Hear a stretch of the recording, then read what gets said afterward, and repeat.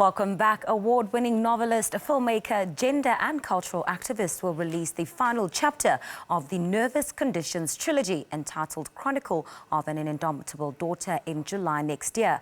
Our producer Lebo Thinane caught up with the Zimbabwean author and revealed this in a conversation. Let's take a look. That's a really interesting question. It's very difficult to sit back and reflect on Nervous Conditions because there's always a new edition coming out. Yes. I've just been in Mexico with the new Mexican edition, so people keep me focused on it. Personally, I try to create that space to reflect and move on also. So it's a bit of a parallel existence. Yeah. And what does that say about this journey? That over the years, here's this book that has shaped, I mean, the first thing I said when they said Tsitsi's coming out, and everybody in the room said, yes, Nervous Conditions. And that's the book that most of us know,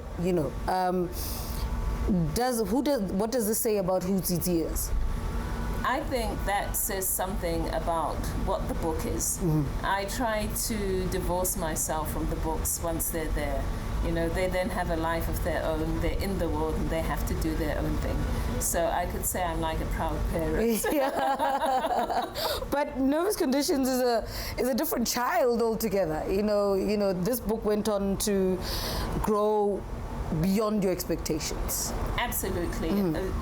For me to be traveling to countries for new editions today, nearly 30 years later, is absolutely amazing. But as I say, I don't like to dwell on it. That's my past as a writer, and I want to leave it in the past. What I do love about the process, though, is that I'm always engaging with new people and talking to young people. It brings me to connect with young people, and that's really awesome. Take us back to a young Tsitsi and the book that shaped who you are and changed the way you see life. What is that book? Oh, personally? Yeah. It would be Beloved by Toni Morrison. That is the book that really spoke to me. It was amazing how you can do beautiful things with pain. Yeah. And I was amazed by that. I was amazed by the graciousness of it, the compassion of it, how she understood the humanity of each one of her characters.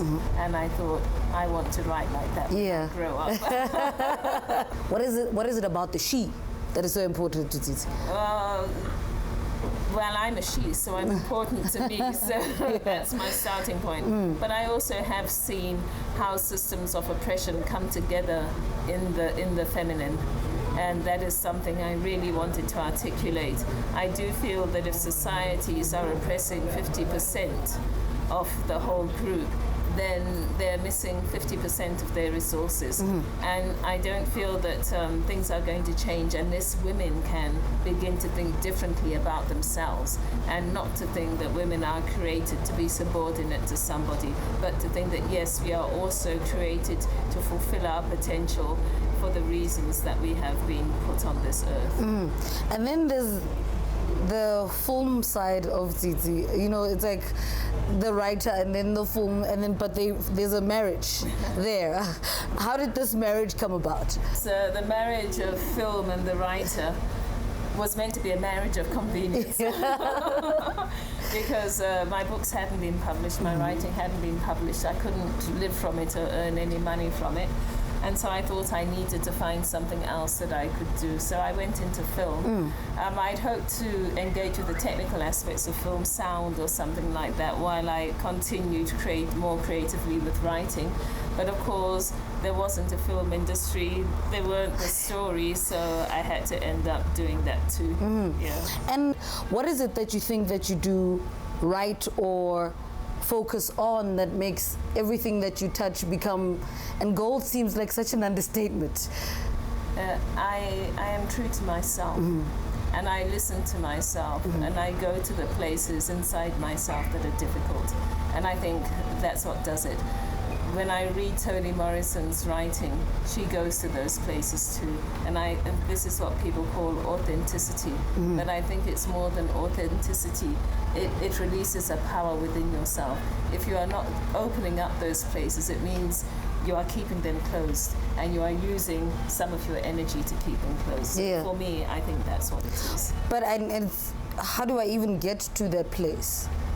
you have to be willing to go there. You have to make a decision that yes, I'm going to do it. It doesn't just happen, because most of us are not going to those places. We are working hard not to.